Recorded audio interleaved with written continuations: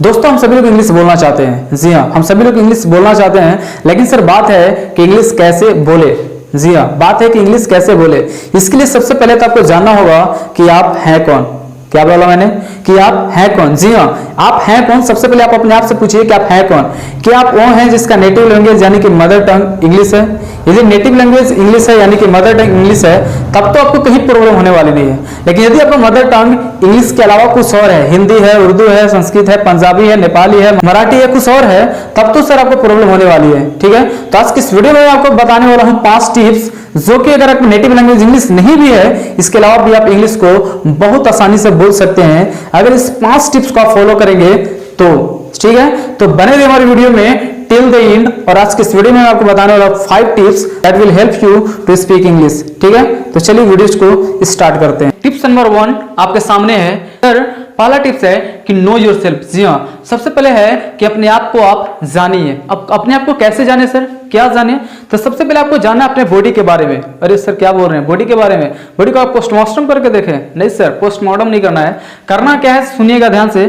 क्या आपका mind English language को एडजस्ट करता है? क्या आपका जो टंग है वो इंग्लिश लैंग्वेज में एडजस्ट करता है? मतलब इंग्लिश जब आप बोलते हैं तो क्या टंग आपको कहीं प्रॉब्लम करता है? जब आप इंग्लिश पढ़ते हैं तो क्या आपका माइंड आपको सपोर्ट करता है? जब आप इंग्लिश को पढ़ना शुरू करते हैं तो क्या आपको आंख आपको सपोर्ट करता है? यानी कि जब आंख इंग्लिश को देखता है तो उसको पढ़ने से दूर जाता है या पढ़ने के लिए इच्छुक रहता है? यदि आपका आंख हो गया, टंग हो गया, ब्रेन हो गया, ये सब सारे चीजें यदि आपको एडजस्ट नहीं करते हैं, यानी कि अगर इंग्लिश से दूर भागते हैं, तो इसको क्या करना होगा? इंग्लिश की तरफ फोर्स करना होगा। सर क्या सर धक्का देना होगा?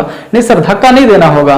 क्या करना होगा? इसको थोड़ी थोड़ी आदत लगानी होगी इंग्लिश पढ़ने के लिए। ठीक है, तो सबसे पहली पॉइंट है कि आपको इंग्लिश की तरफ जाना होगा, इंग्लिश को पढ़ना होगा, इंग्लिश के बारे में जानना होगा। ठीक है, अपने माइंड को उसकी तरफ करना होगा, अपनी बॉडी को उसकी तरफ करना होगा, अपनी आइज को इंग्लिश को बार बार दिखाना होगा। ठीक है, पहला पॉइंट।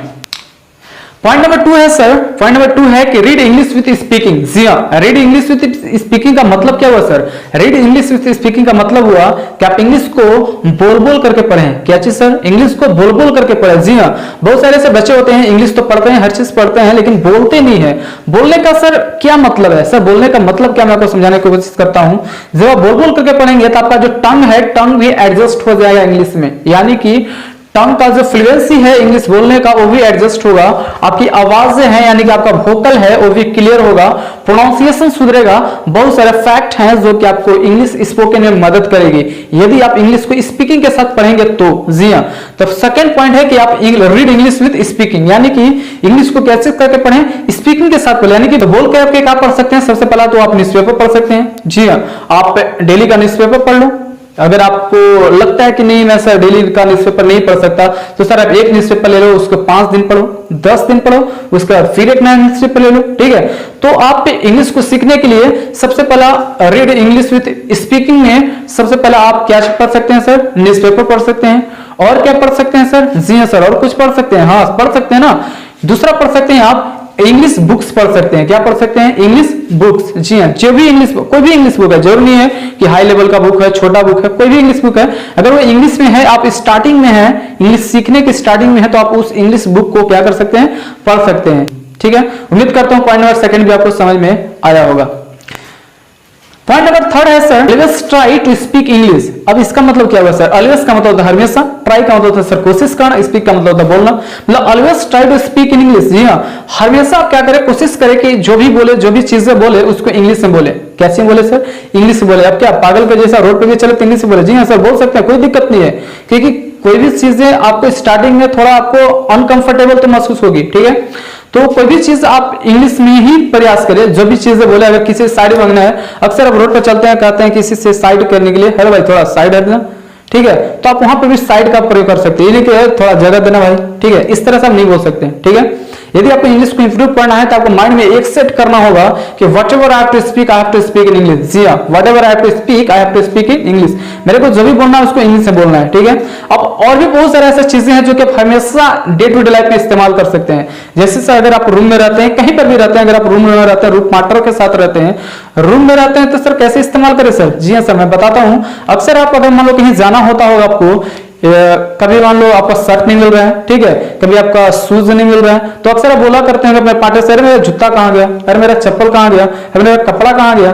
तो उस जगह पे आप हमेशा इस्तेमाल कर सकते हैं क्या चीज, मेरा जूता कहाँ गया। मान लो आपको नहीं बोलने आ रहा sir where is my shoes, आपको नहीं बोलने आ रहा है कि वेयर इज माई शूज, तो आप बोल सकते हैं एक वर्ड तो कम से कम बोल ही सकते हैं, एक सेंटेंस में आप एक वर्ड तो बोल सकते हैं कि सर मेरा शूज कहाँ गया। मान लो आपका पार्टनर का नाम आनंद है और आप बोलेंगे आनंद भाई मेरा शूज कहाँ है, ठीक है। उसी प्रकार आपको अगर स्लीपर नहीं मिला यानी कि चप्पल नहीं मिला तो आप ये मत बोलेंगे मेरा चप्पल कहाँ है, आप वहां पर बोल सकते हो कि मेरा स्लीपर कहाँ है। जी हाँ, आप बोल सकते हो वहां पे मेरा स्लीपर कहाँ है। उसी प्रकार आपको कमीज नहीं मिला तो आप बोल सकते हैं शर्ट कहाँ है। बुक्स नहीं आपको दिख रहा है तो ऐसे अगर आप किसी से बुक्स मांगते हैं तो आप कहते हैं मेरा किताब का, मैथ का किताब कहाँ है, ठीक है। तो उस जगह पर आप बुक्स का इस्तेमाल कर सकते हैं। खाना जब आप लोग खाने बैठते हैं तो उस समय भी आपको मान लो खाते समय चावल घट गया तो अक्सर आप बोलते हैं कि भाई थोड़ा भात दे दे, भाई थोड़ा दाल दे दे, ठीक है। वहां पर आप कैसे कर सकते हैं, इंग्लिश लैंग्वेज का इस्तेमाल कर सकते हैं। वहां पर आप क्या कर सकते हैं, आप बोल सकते हैं थोड़ा राइस देना, थोड़ा पल्स देना, थोड़ा साल्ट देना, थोड़ा सॉस देना। सॉस का मतलब सर चटनी, ठीक है। अक्सर आप किसी भी तो इस तरह से आप इंग्लिश का प्रैक्टिस कर सकते हैं, यानी कि आप जहां पर भी हैं जिस कंडीशन में हैं सबसे पहले फर्स्ट पॉइंट तो आपको क्रिएट करना होगा इन्वायरमेंट को। जी इंग्लिश इन्वायरमेंट को क्रिएट करना होगा। If you really want to speak English then first of all you have to create a environment of English. जी हाँ, यदि आप सच में इंग्लिश को बोलना चाहते हैं तो सबसे पहले तो आपको एनवायरनमेंट को क्रिएट करना ही होगा। अगर आप रूम में है तो ट्राई कीजिए कि रूम पार्टनर को बोल दे कि whenever you have to talk with me you have to speak in English. मतलब जब कभी भी आपको मुझसे बात करना है तो आपको क्या चीज से बात करना है, इंग्लिश से बात करना है। अगर आप उसको नहीं आता है तो आप थोड़ा उसको हेल्प कर सकते हैं, यदि आपको नहीं आता वो थोड़ा आपको हेल्प करेगा, ठीक है। तो थर्ड पॉइंट क्लियर हुआ सर कि जो भी आपको चीजें बोलनी है या तो आप रूम में है, रूम में बोल सकते हैं मेरा जूता कहाँ है तो शूज, कपड़ा कहाँ है तो क्लोथ, ठीक है। इस तरह से बहुत सारे इंग्लिश छोटे छोटे शब्द हैं जो कि आप इस्तेमाल कर सकते हैं इंग्लिश में, ठीक है।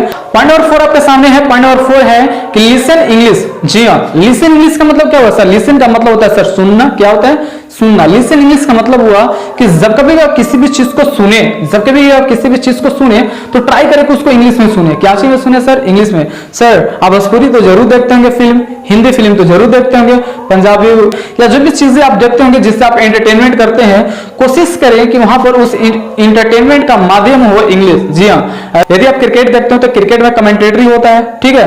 क्रिकेट का कमेंटेटरी भी इंग्लिश भी होता है सर और हिंदी भी होता है, दोनों होता है। तो आप ट्राई करें। मेरे को पता है कि स्टार्टिंग में आपको समझ में नहीं आएगी, जी हाँ, लेकिन स्टार्टिंग में अगर आपको समझ में नहीं भी आएगी तो धीरे धीरे धीरे धीरे धीरे कुछ दिनों तक आपको अगर एक ही चीज को अगर बार बार देखे तो कुछ तो समझ में आपको आने ही लगेगी, ठीक है।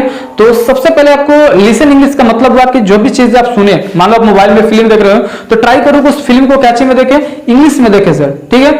अब कोई भी कभी गाने सुने तो गाने की कोशिश कीजिए कि उस गानों के कैचे में सुने, इंग्लिश में सुने। इससे क्या होगा, जब कान से बार बार इंग्लिश टकराएगा तो आपको माइंड कहेगा कि यार क्या चीज है, इसको भी थोड़ा देख लेते हैं, ठीक है। तो आपको माइंड भी उस काम को करने के लिए यानी कि इंग्लिश को बोलने के लिए, इंग्लिश को सीखने के लिए थोड़ा धीरे धीरे राजी होगा और जिससे कि आपको इंग्लिश में फ्लुएंसी आएगी, ठीक है। अब जो भी चीजें देखते हैं और जो भी चीजें सुनते हैं कोशिश करें कि उसको क्या चीज में सुने सर, इंग्लिश में। तो पॉइंट नंबर है आपका फिफ्थ पॉइंट है कि वॉच यानी कि देखिए, मतलब किसी भी चीज को आप इंग्लिश में देखिए। जी हाँ, वॉच का मतलब देखना होता है, मतलब यहाँ वॉच से है पांचों पॉइंट की वॉच का मतलब किसी भी चीज को आप इंग्लिश में देखिए।